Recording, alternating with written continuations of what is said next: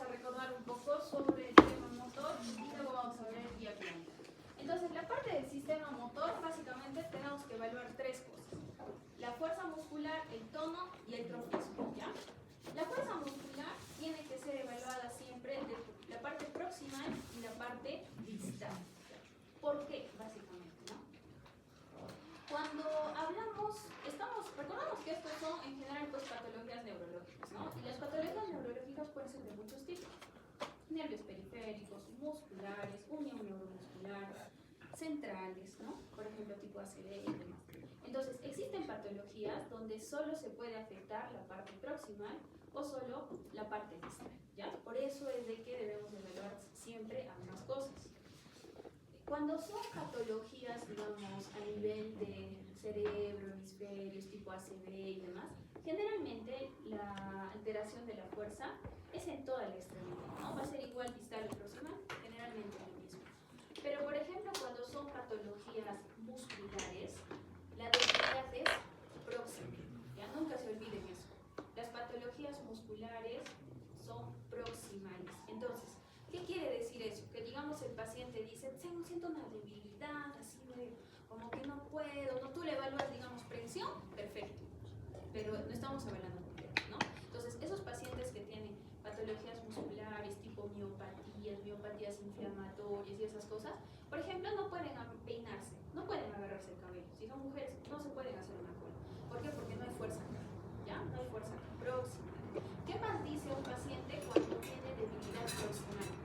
No puedo subir las gradas, ¿ya? Esa palabra nunca se olvida. Los pacientes que te dicen, yo no sé qué le pasa a mi pie, no puedo subir las gradas, pero puedes bajar, ¿ya? Entonces, eso es también sinónimo de una patología muscular, ¿ya? Entonces, en nuestro examen físico siempre proximal y distal. Ahora, respecto al tema distal, ¿en qué patologías se altera la fuerza distal? En las polineuropatías, ¿ya? Nunca se olviden eso. Otra vez, ¿cuál es, digamos, el ejemplo bandera de una polineuropatía? Guillain-Barré, ¿ya? Y diabetes también, si es crónico. Guillain-Barré agudo, diabetes es una polineuropatía crónica, ¿no? Pero si tú a un paciente con Guillain-Barré le mides la fuerza, si tú le agarras acá arriba, normal, ¿ah? Pero si le dices, a ver señor, haga círculo y suelta, no hay fuerza, ¿ya? No hay fuerza. Entonces, las polineuropatías tienen un compromiso distal. ¿De qué otra manera vemos la fuerza distal? Caminando de puntas, ¿ya?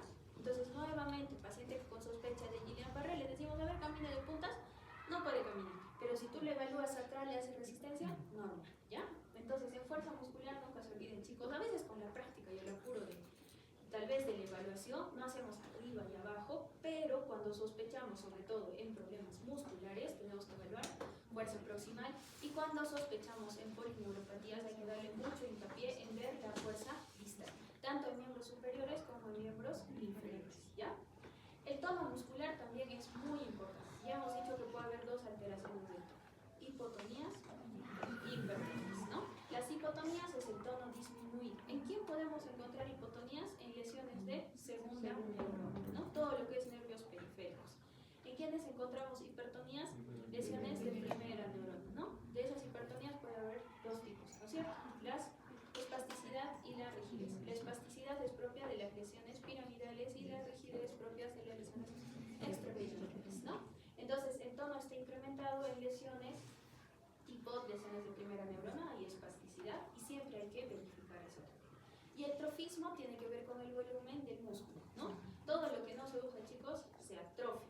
Entonces, paciente que digamos tiene una polineuropatía, el trofismo está disminuido. Hemos visto radiológicos en práctica, ¿no? Sobre todo interóseos, ¿ya? Esa mano que está toda flaquita, aquí los abductores todos flacos, los interóseos, es hipertrofia muscular, y cuando ya es muy marcada se llama atrofia muscular. ¿Propio de quiénes? De las polineuropatías, ¿ya? Otro ejemplo, si digamos tengo yo una lesión severa, ¿no? Que digamos una fractura en mi pierna, lesión nerviosa y demás, y esta mi pierna ya, digamos, no la utilizo, lesionó mi nervio peroneo, también empieza a haber atrofia muscular en todos los, digamos, los grupos musculares de la pierna, ¿ya? Entonces, en el examen del sistema motor vienen esas tres cosas. Esto ya creo que podríamos repetir lo mismo, pero es súper importante que nunca olviden: la fuerza muscular se mide con una escala, la escala de Daniels, ¿ya? Y la escala de Daniels se interpreta de forma proximal y distal. Me imagino que eso lo están viendo en las rotaciones, también los que ya están rotando neuro, ¿no? Tenemos que ver siempre proximal, distal. La escala de Daniels es una escala que se valora del 0 al 5, ¿no? Eso ya hemos dicho. 0 es cuando el paciente no mueve absolutamente nada. 1 es cuando hay una contracción pues, visible, pero nada más. 2, el paciente lateraliza. 3, el paciente levanta la mano, pero no vence. Vence un poco la gravedad, pero no la resistencia. 4, movimientos activos en toda la amplitud, pero la resistencia la vence de forma moderada. Y 5, paciente vence pues toda la resistencia, la gravedad y demás. Entonces, el ejemplo del muñeco muchas veces se utiliza, digamos, cuando se hace una historia clínica, una evolución, cuando ustedes sean internos. Entonces tenemos que ir viendo pues, si el paciente va mejorando o empeorando. Para eso hacemos un muñeco donde graficamos la parte próxima y distal. Le ponemos, ahí me faltó poner la derecha y izquierda, ¿no? Y se supone que cada día tendríamos que ir viendo si esa fuerza está mejor o peor. Básicamente esto nos sirve para que si, digamos, un colega pasa la visita al día siguiente y no conoce al paciente, pueda valorar si mi paciente está mejor. Por ejemplo, si yo tengo un paciente con Guillain-Barré, Guillain-Barré sabemos que es una polineuropatía aguda que afecta a los nervios periféricos, por lo tanto da cuadriparesia generalmente progresiva, empieza de la parte distal, va ascendiendo, viene con parestesias y el paciente puede llegar hasta estar cuadripléjico. Pero digamos ya que no está cuadripléjico, pero yo quiero ver, ¿está mejorando o no está empeorando para mi expectativa terapéutica?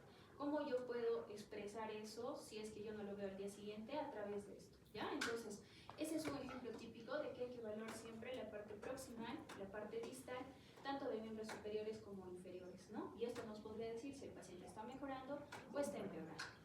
Otro ejemplo. Imagínense que esto es un paciente con ACV, ¿ya? Pero bueno, el ACV es un poquito más simétrico. Ya digamos, todo está 4/5, ¿ya? Mi paciente ha hecho, no sé, pues una disartria, de un momento a otro debilidad en extremidades derechas, pero yo lo examino y está 4/5. Imagínense que está en su 5.º día de hospitalización. Ya lo estamos estudiando para ver si es cardioembólico y todo el tema. Y yo pongo en mi evolución, en mi paresia, 4/5. ¿Qué pasa si viene otro colega al día siguiente que no me conoce al paciente y lo ve y dice, ¿4? Pero ahora ya no mueve. Señora, a ver, contraiga sus manos, me las gusta esas. ¿Qué ha pasado?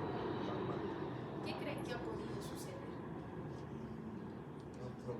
Está empeorando, pues ¿qué ha pasado? Está empeorando o se ha vuelto a infartar, pero algo está sucediendo porque el paciente no está así. Por ejemplo, eso nos puede ayudar también cuando son hemorragias, ¿no? Ustedes saben que las hemorragias cerebrales, que generalmente son de etiología hipertensivas, pueden empeorar de un día para otro. Yo lo dejé a mi paciente hoy día excelente, 4/5, sin dolor de cabeza, en la noche hizo un pico de presión y resangró. Entonces, de lo que estaba 4/5, paso hoy día a la visita y lo veo con fuerza de 2. Ha empeorado. ¿Qué pienso? Que ha resangrado.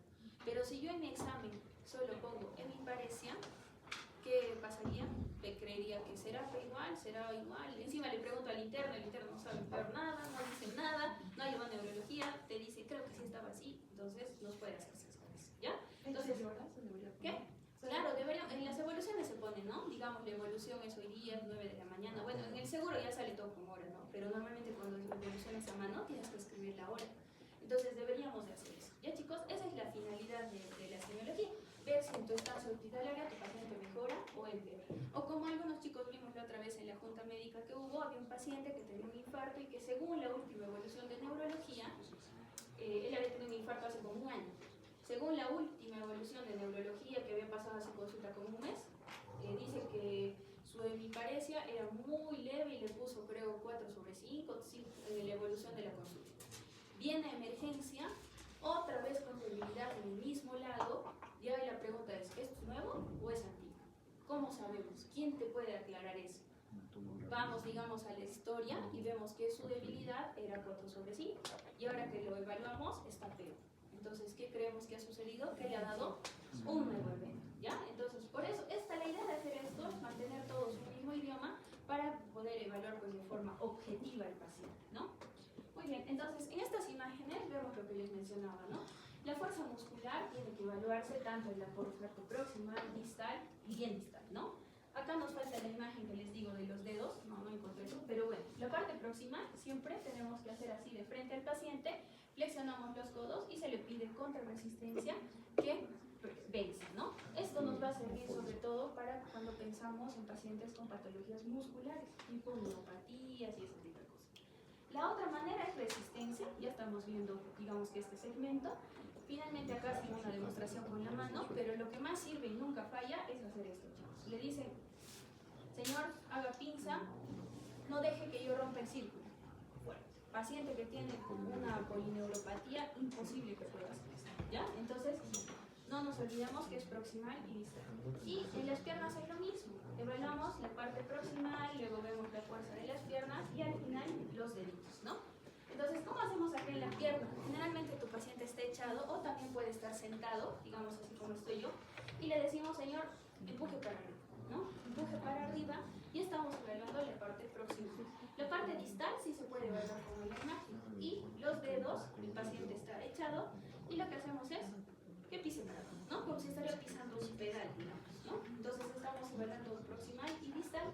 Y en nuestra evaluación, si es que encontramos algo, obviamente hacemos nuestro muñeco y ponemos cuál es la fuerza. Ahora, si todo está igual, pues después fuerza 5 sobre 5, ¿no? Y ya no habría que especificar nada. Muy bien, acá tenemos otras imágenes. Esto básicamente lo puse, pues no se olviden de la evaluación de los dedos. Eso es muy importante, chicos. Eso les puede de verdad salvar una emergencia de un Guillain-Barré, ¿ya? Porque los Guillain-Barré de verdad son emergencias y cuando ustedes hagan su serum y demás, están en la obligación de referir a un paciente con esta sospecha. Eso tiene hasta notificación epidemiológica. ¿Saben qué es eso?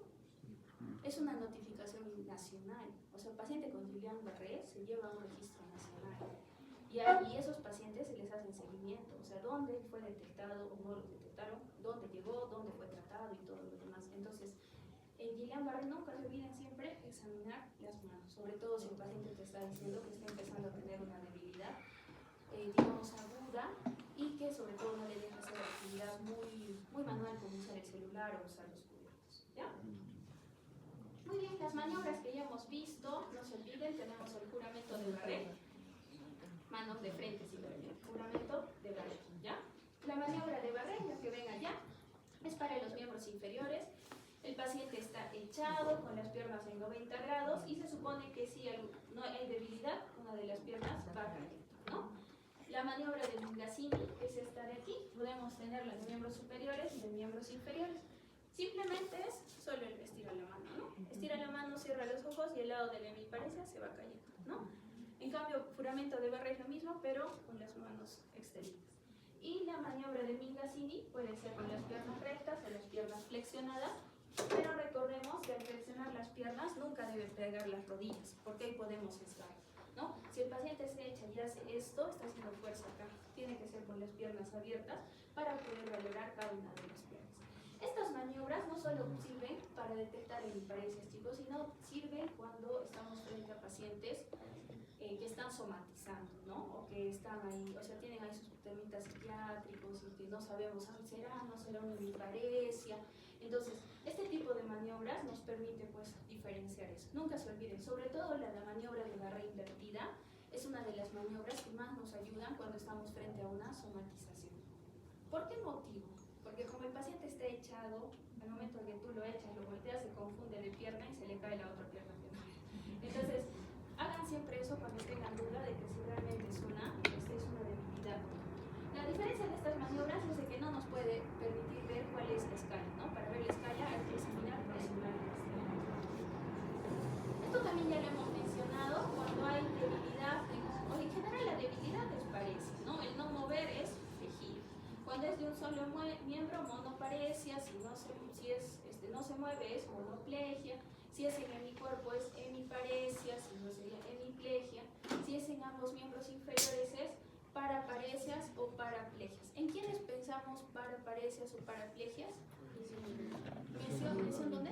Medular. Muy bien, nunca se olviden. Y la lesión medular viene con nivel sensitivo, ¿ya? Nunca se olviden eso, chicos. Si tenemos ambos miembros superiores, se llama diparesia o diplegia braquial, ¿no? Y si es de las 4 extremidades, cuadriparesia o cuadriplegia. Respecto al trofismo, lo que hemos mencionado, ¿no es cierto? Vemos la masa muscular y sobre todo el trofismo nos damos cuenta en los interóseos, ¿no? En las partes más distales. Entonces, esto es típico de un paciente con una polineuropatía, ¿no? Miren todo lo flaco que están sus manitos. No porque él en general esté adelgazado. Una persona puede estar delgada, pero los interóseos, si ustedes ven sus manos, siempre tienen un tono. Pero cuando son hipotróficos, es como si el hueso estaría hundido, ¿no? ¿Han visto alguno de los chicos, no? Está todo hundido, entonces eso se llama hipotrofia. Y nunca se olviden también de ver acá la zona tenar y la zona hipotenar, ¿ya? ¿En cirróticos también se ve? Sí, también se puede ver. ¿Por qué? Porque los cirróticos y los renales hacen polineuropatías metabólicas. Es por eso. No es que sea la cirrosis, sino que hace una polineuropatía metabólica. Si nosotros le haríamos una electromiografía, saldría ¿ya? Entonces siempre cuando agarran a sus pacientes, siempre una agarrada de las manos y te das cuenta el toque, ¿no? Ya hemos visto con los chicos, es una mano así media así, como si media flácida, ¿no? Y tú le ves como que todo hundido, entonces esos son atrofias, ¿ya? Muy bien. Respecto al tono muscular, ya hemos dicho que es la resistencia a una movilidad pasiva, existe hipotonía, hipertonía, espasticidad y rigidez, ¿ya? Hipotónicos son básicamente lesiones de neurona motora inferior o del sistema nervioso periférico. Hipertonía es cuando el tono está aumentado, que puede ser espástica o en la baja, eso es lesiones de primera neurona, o lesiones extrapiramidales y la rigidez extrapiramidales o en la enfermedad del Parkinson, por ejemplo. Muy bien, bueno, sistema motor realmente es fácil, ¿no? Ya todo eso creo habíamos repetido, o sea, no hay más que hablar respecto a eso, simplemente que debe ser evaluado siempre fuerza, tono, trofismo, proximal, distal y usar tu escala de Dantes. Básicamente es eso, ¿ya? Y las maniobras de puramente barré, Mindacini y eso que nos ayuda cuando tenemos ahí por ahí una dudita de que si esto es una hemiparesia o no, o sobre todo cuando estamos ante pacientes que están somatizando o ahora ya no se dice somatizar, ahora se dice pacientes funcionales. Muy bien, entonces ahora vamos a hablar sobre el síndrome piramidal, ¿ya? El síndrome piramidal es lo que se conoce como lesión de primera neurona, lesión de neurona motora superior, también llamado piramidalismo, todo es lo mismo, ¿ya? Eso no se vayan a confundir con las definiciones. Entonces, ustedes saben que tenemos en la médula espinal dos vías, la vía ascendente y la vía descendente, ¿no es cierto? La vía ascendente son las vías sensitivas, ¿no? Todas, termoalgésica, etcétera, temperatura, dolor, percepción y demás, son vías ascendentes. Y las vías motoras son vías descendentes, ¿ya? Entonces, en la vía descendente tenemos que saber que existe esta vía, que es la vía que es donde nos juegan tres neuronas. La primera neurona, o la neurona de primer orden, realmente se llama. La segunda, que es una interneurona que está en la médula, y la de tercer orden, ¿ya? Pero normalmente, hasta este punto le conocemos como lesiones de primera neurona y de aquí para abajo lesiones de segunda neurona. Entonces, la primera neurona, o también llamada neurona de primer orden, donde nace en la corteza cerebral. Pero exactamente en qué parte? En el área motor. ¿Cuál es el área motor? Y la suplementaria 6, 4 y 6, ¿no es cierto? Entonces nace ahí.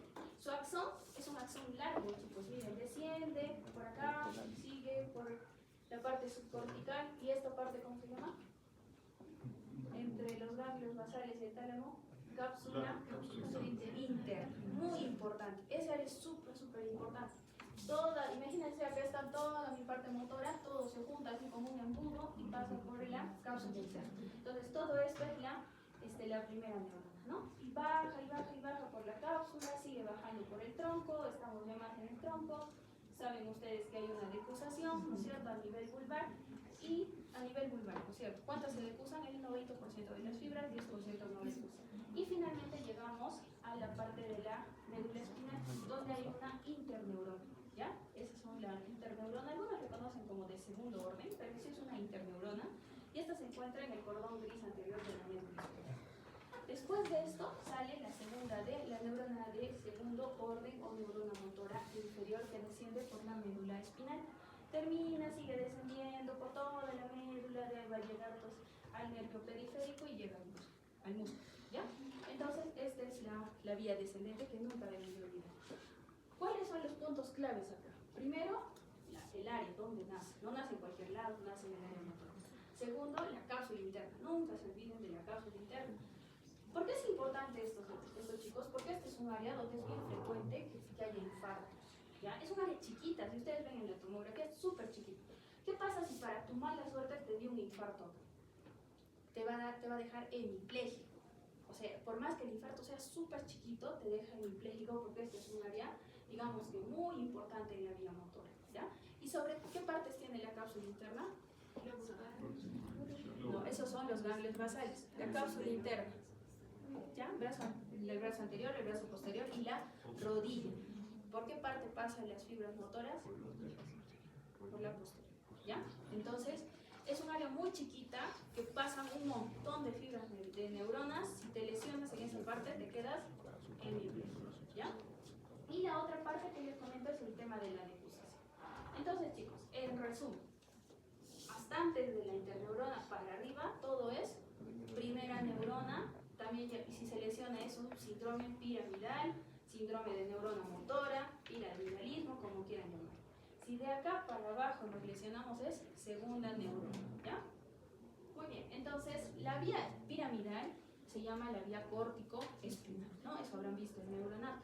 ¿Cuál es su función? Movimientos voluntarios, ¿ya? ¿Qué componentes tiene? Bueno, el principal es la vía córtico-espinal, que tiene que ver con los músculos del cuerpo, y la vía córtico-vulvar, que tiene que ver con los músculos de la cara y de la cabeza, ¿ya? Entonces, este gráfico, miren, está un poquito más esquematizado, es lo que hemos mencionado, ¿no? La corteza motora nace acá, en el área 4, que es la principal, y el área 6, que es la complementaria, ¿no? Vienen todas las fibras y decusa acá en la cápsula interna. ¿Qué estructura es esta? Ganglios basales. Y esto, tálamo, ¿ya? Entonces por el medio pasa por el medio por un área muy chiquita. Pasa por la cápsula interna y bajan todas, miren, toditas las neuronas bajan, descienden por el mesencéfalo, sobre todo por la parte anterior, siguen bajando por la protuberancia, siguen bajando y llegan al bulbo. Y en el bulbo es donde se produce la decusación de esta vía córtico-espinal. El 90% cruza y forma el fascículo córtico-espinal lateral. Y el 10% no cruza y forma el fascículo córtico-espinal anterior o directo. Entonces, con esto, ¿qué otro mensaje tenemos que llevar? Que todas las lesiones que se produzcan del bulbo para arriba van a ser contralaterales. Pues por eso es que podemos tener una lesión en la derecha, pero la manifestación está en el lado izquierdo. Y el segundo mensaje es que al final en la médula, toda la parte motora prácticamente es lateral. ¿Ya? O sea, las lesiones medulares laterales deberíamos esperar que nos den síntomas motores. Pero existe un 10% que pasa por la parte anterior. Ahora, en la médula espinal pues es tan delgada y hay tantos fascículos que realmente lesionarte solo un punto es difícil, ¿no? Generalmente una lesión de la médula va a traer muchos más síntomas sensitivos y motores y demás. Pero ustedes tienen que saber dónde está la médula. Si, por ejemplo, yo me lesiono mi mesencéfalo, me da un infarto acá atrás, ¿voy a tener hemiparesia? No, porque por ahí no está mi vía motora. Tendré otros síntomas del mesencéfalo, que tiene un montón de núcleos, pero no voy a tener problema motor, ¿ya? Entonces, el trayecto, ya saben, la decusación y sobre todo cómo termina. Y aquí miren en esta imagen, está lo que les digo que viene la interneurona, ¿ya?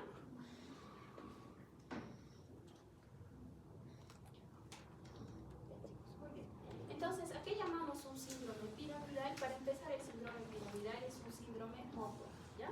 Un síndrome motor en el cual hay una lesión de la primera neurona, también llamada de la motoneurona o también llamado piramidalismo. Entonces son un conjunto de signos y síntomas que se producen por lesión de una neurona en cualquiera de sus niveles, ¿no? La etiología, traumatismos, ¿no? Entonces pongámonos a pensar, si yo me caigo y me tequeo y tengo una hemorragia, justo me va a dar donde estamos pues, mi área motora, o sea, el inicio de mi vía. Entonces obviamente me va a dar un síndrome piramidal. Si yo tengo un infarto cerebral en cualquiera de los puntos, también me va a dar un síndrome piramidal. ¿Cuál hemos dicho que es el área un poquito más caprichosa? La cápsula interna, ¿no? Ahora, si me da en la corteza, puede ser que coja un lado, no coja un lado y demás, y eso lo vamos a ver en la parte de síndromes vasculares, pero estaríamos cogiendo la parte más arriba de la vía, ¿ya?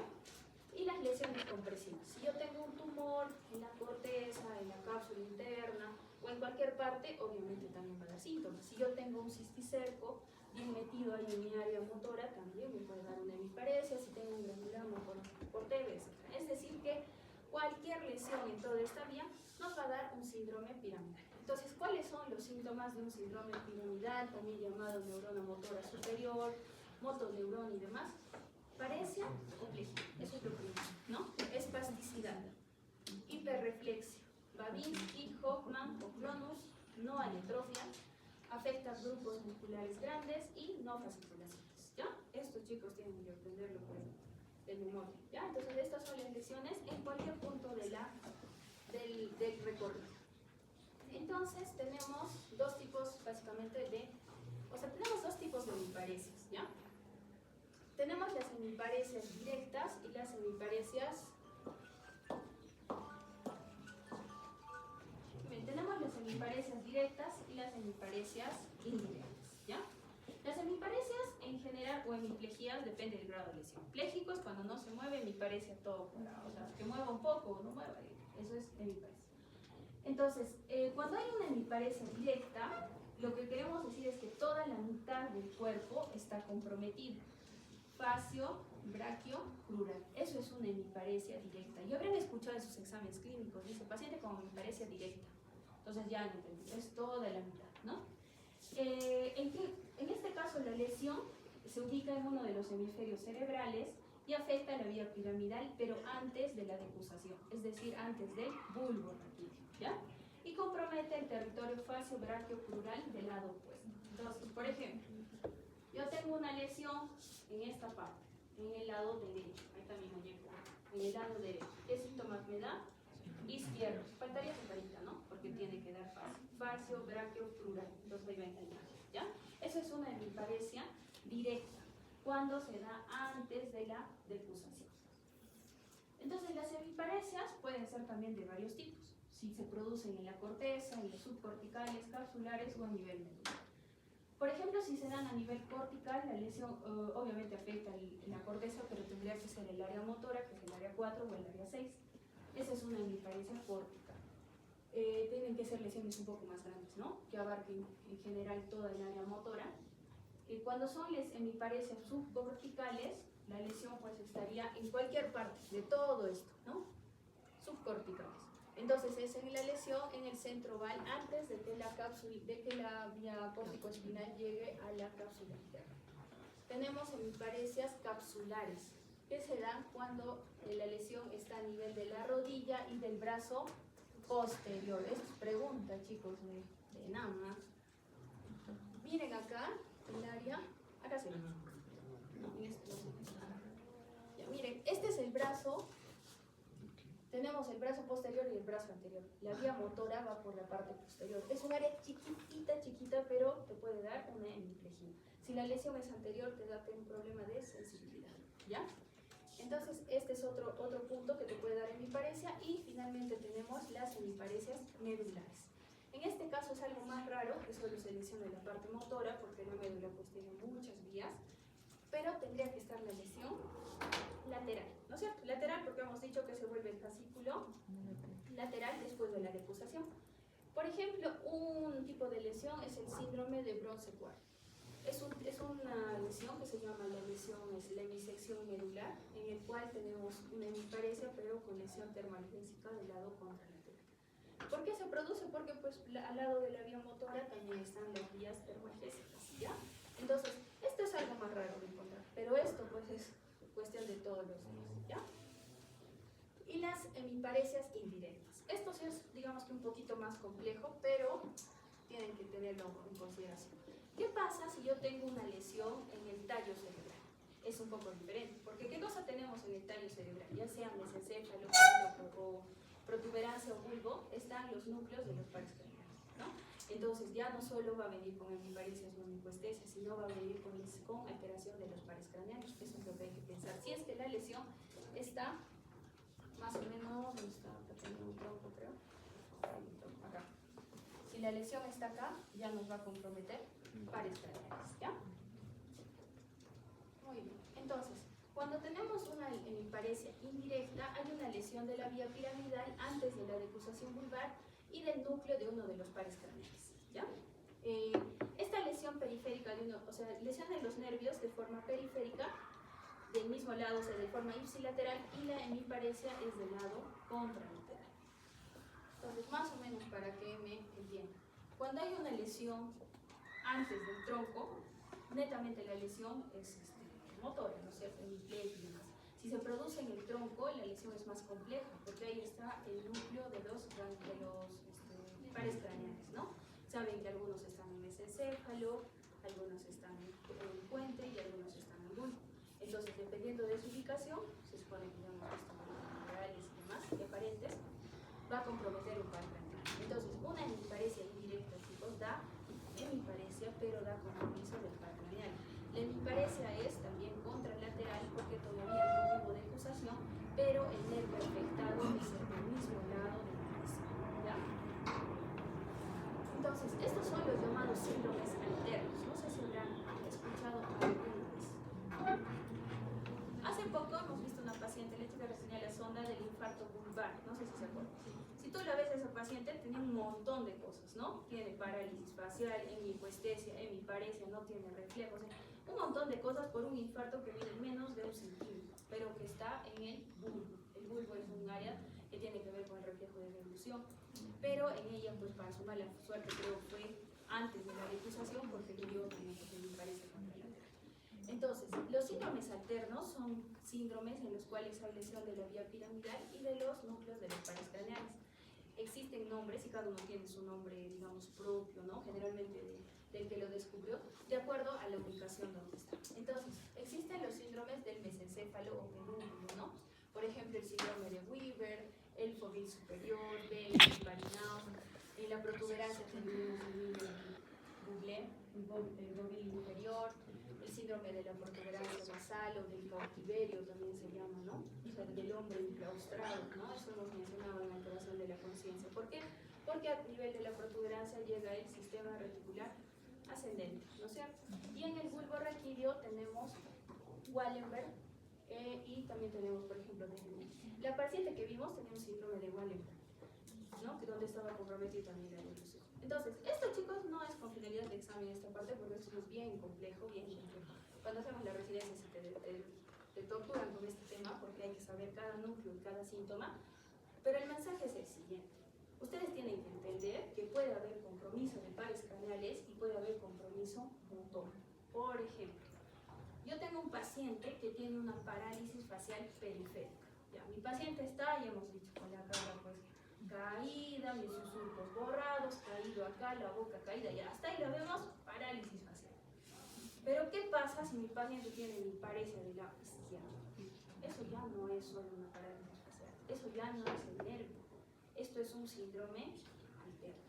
Entonces, ¿qué quiere decir eso? Que cuando ustedes evalúen pares craneales, chicos, siempre tienen que ver que esté bien la parte motora, porque pueden estar algunos casos raros que se llaman síndromes alternos, ¿ya? Y uno de los más frecuentes es el que les comento, el que viene con parálisis facial y viene con hemiparesia o hemiplegia. Entonces, la lesión de los pares craneales es ipsilateral. ¿Por qué? Los pares se cruzan o no se cruzan. Entonces los núcleos no cruzan. El nervio tiene su origen, su núcleo y sale. Y es del mismo lado. Pero la vía motora sí cruza. Y como estamos hablando de lesiones del bulbo para arriba, es el lado contralateral. Entonces la hemiparesia es contralateral, pero la lesión del par craneal es ipsilateral. ¿Ya? Otro ejemplo para ver qué podríamos encontrar. Yo estoy viendo a mi paciente, todo bien, y veo que tiene un compromiso de tercer par. Entonces, ¿qué tendría mi paciente? A ver, imagínense, compromiso de tercer par, tendría tosis, tendría el ojo con una oftalmoplegia, el único movimiento que podría hacer es mirar para allá, porque eso es el sexto. Entonces ya, yo veo, así, acá hay un tercer par, ya. A eso veo en mi parecer. Ya no es solo el nervio, estamos hablando de un síndrome alterno. Entonces, ¿dónde tendría yo que buscar la lesión? ¿Dónde nace el tercer par craneal? Nos quedan expuestos. ¿Dónde está el núcleo del tercer par craneal? El origen real. ¿Mesencéfalo, puente o protuberancia? ¿Protuberancia o bulbo? ¿Dónde está el tercer par? ¿Está en el bulbo? Mesencéfalo. El tercer par está en el mesencéfalo. ¿Ya? Por eso es importante saber anatomía. Entonces, si yo veo un paciente que tiene síntomas de lesión del tercer par, con su tosis, su termoplegia y a la vez tiene hemiparesia, ¿dónde estoy buscando la lesión? O sea, ¿qué tendría que buscar yo en mi tomografía? Lesión mesencéfala. ¿Ya? Entonces, miren, este es una imagen bien interesante. Bueno, yo no le he hecho, obviamente le he copiado, pero es un video de internet que habla de todos los síndromes alternos. Ya es un video como de 1 hora, porque de verdad esto es bien complejo, pero les he traído algunos ejemplos para que más o menos se den cuenta. Entonces, vamos a ver el síndrome de Weaver. El síndrome de Weaver está en mesencéfalo, ¿ya? Entonces, ese es el mesencéfalo, todo complejo con todos sus núcleos. Sabemos que está el núcleo rojo, por eso está de rojo, y estos son los núcleos del tercer par craneal, ¿ya? El verde es un núcleo de Ehrlich-Westphal, que es de función parasimpática, y el núcleo motor. Entonces, esto es el origen del nervio del tercer par craneal, viene por acá adelante y sale por la parte anterior del mesencéfalo, ¿no? Pero, ¿por qué parte pasa la vía motora? Hemos visto acá. ¿Por qué parte? Anterior, está bien en anterior. O sea, toda esta parte motora, la vía corticoespinal, pasa por la parte anterior del mesencéfalo.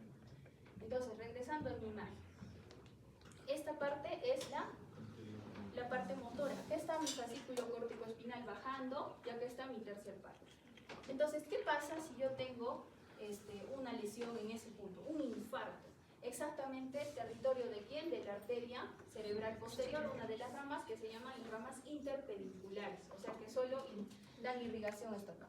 Entonces yo, pues diabético hipertenso, piña me infarté, justo ahí, es un infarto chiquito, no mide ni 1 centímetro, pero ¿qué puede ocasionar? Como la vía motora pasa por acá, va a estar comprometido, y también el par craneal. Pero miren, el par craneal, chicos, es del mismo lado, la lesión es ipsilateral. Y esto está antes de la declusación, ¿ya? ¿Por qué? Porque la declusación es más abajo, es vulvar. Entonces, ¿qué voy a tener en mi paciente?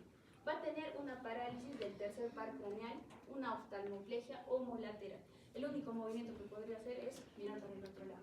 Va a haber midriasis, porque obviamente está comprometido también el núcleo parasimpático, tosis palpebral, porque tercer par tiene que ver con el músculo auricular de los ojos, ¿no es cierto? Y bueno, va a haber un estrabismo, ¿por qué? Porque solo jala el sexto par, el resto lateral, ¿ya?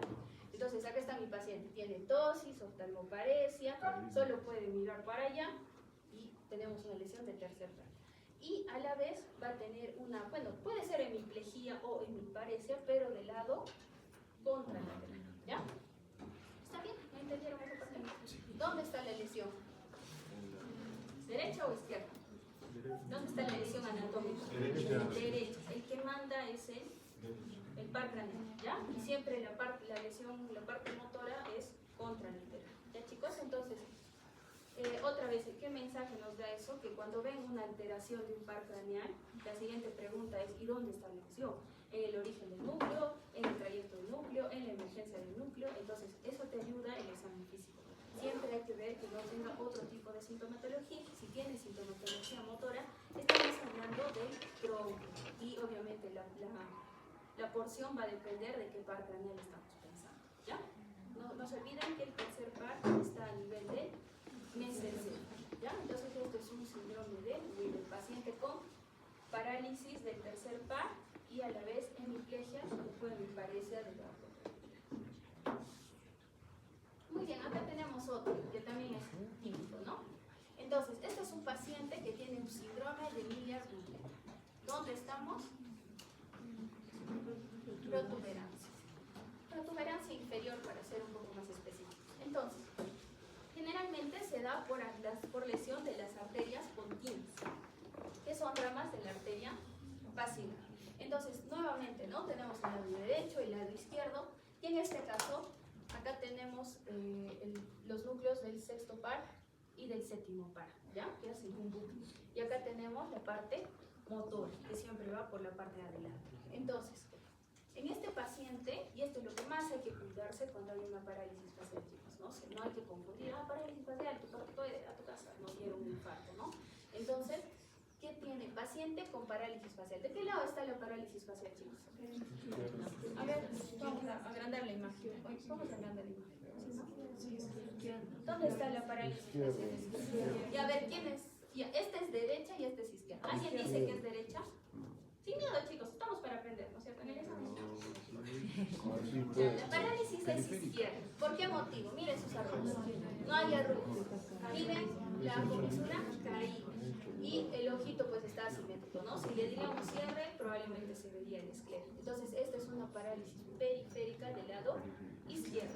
Hasta ahí yo puedo decir, señor, su parálisis, le damos un corticoide y demás. Pero, ¿qué pasa? Este paciente tiene síntomas también motores, ¿ya? Entonces, probablemente al evaluarlo, podemos tener una hemiparesia o una hemiplegia. ¿De qué lado? Derecho. O sea, la parálisis es izquierda y la lesión es derecha, ¿ya?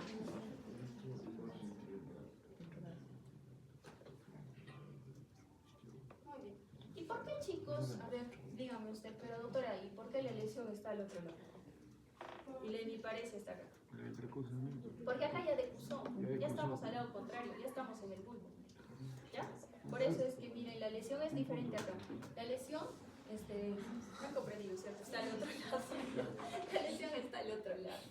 Ya, chicos, muy bien. Entonces, esto es solo para un tema, esto no les voy a preguntar porque esto es un tema bien complejo. La verdad es bien complejo. Solo es para que ustedes se den cuenta de que puede haber lesión de pares craneales y puede haber síntomas piramidales, ¿ya? Cuando tengan una parálisis facial o una lesión del tercer par, que es lo más frecuente, tienen que evaluar siempre fuerza muscular, ¿ya?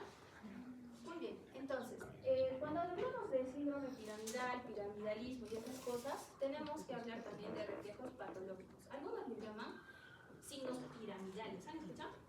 Con piramidalismo, sin piramidalismo, a veces le ponen eso. Entonces, ¿a qué se refieren? A la presencia de esto, de Babinski, de Hoffman o de Bloom.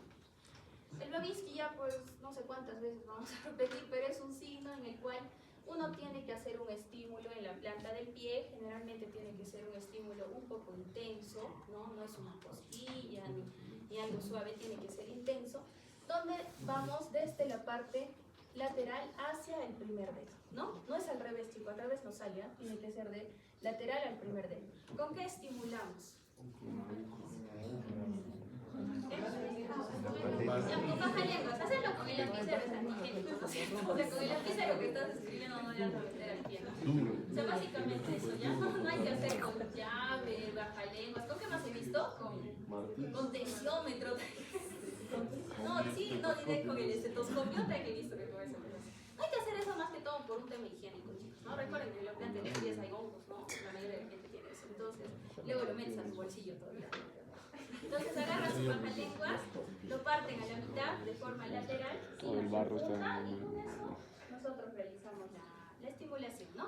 La estimulación tiene que ser enérgica, chicos, si no, no sale, ¿ya? Y la otra es, entre comillas, podríamos hacerlo con este tipo de martillos, pero obviamente hay que limpiar después antes de que lo metan en el bolsillo, ¿ya?